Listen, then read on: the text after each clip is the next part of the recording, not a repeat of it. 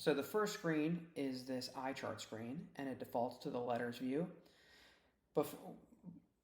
All the modes of the eye chart app have unique navigation bars. So first, let's just go over the navigation bar of this default screen.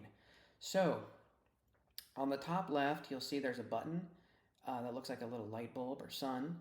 This is to adjust your screen brightness to maximize it. So if you're measuring a patient's visual acuity and you want to increase the brightness of the screen, you can quickly tap that button. So I'll have to tap that button here, and you can see it just makes the screen brighter. And then if you tap it again, it reverts back to its previous screen brightness. You'll see that button throughout the app. The next button to the immediate right is the shuffle button.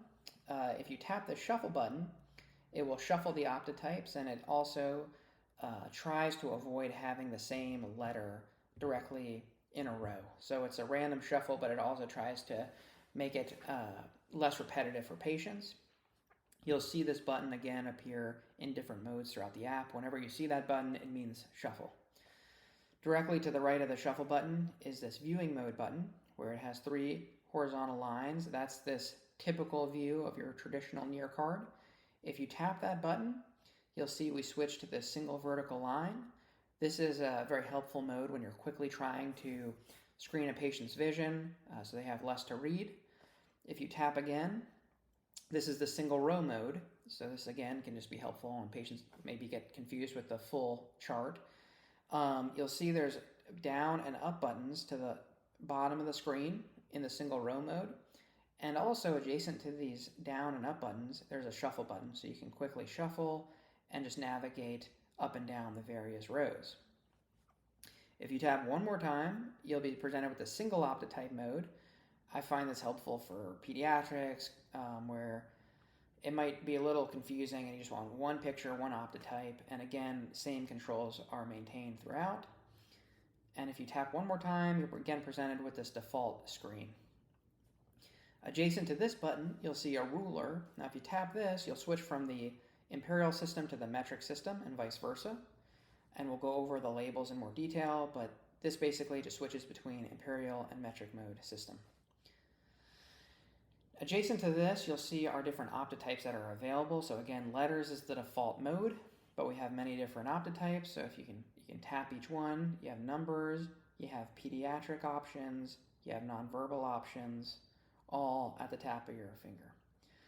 A nice thing to realize too is no matter what optotype mode you're using, all the navigation modes will stay consistent and all the buttons will work. So you can click shuffle, shuffle will still work, the different viewing modes will still work, the different Imperial metric system modes will all still work. Next to look at is going to be the labels. So you can see underneath where it says letters, it says hold at 15 inches or 38 centimeters. And again, if you switch to Imperial mode, it'll remove the inches. And below that, it says current distance. Now, that current distance is very important. That's measured using the iPhone's True Depth camera. So the same camera that measures your face for Face ID is used to measure the viewing distance of the iPhone. So right now, I'll show you, I'm holding it a little closer, so about 13 inches.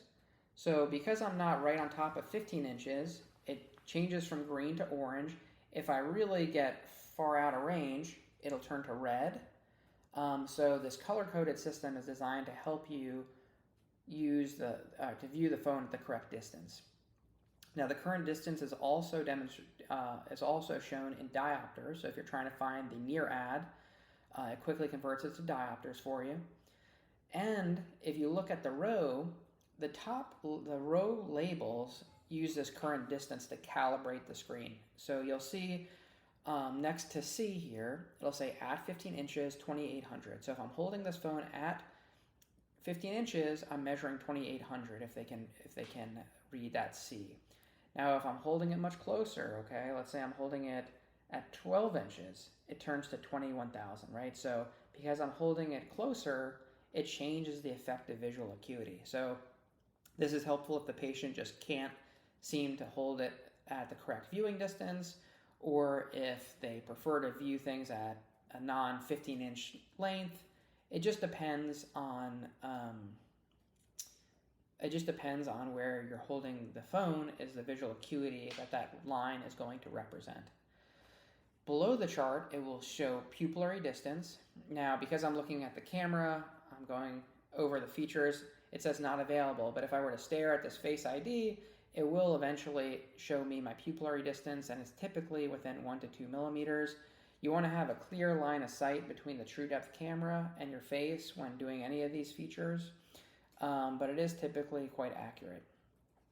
The next thing I'm going to talk about is the different modes. So if you tap where there's a down arrow next to letters, it'll open up a menu. Now, something to realize, whenever you see that down button, that down caret, that means that there's an associated drop-down menu. So that's just an indicator to always look for when you're using the app.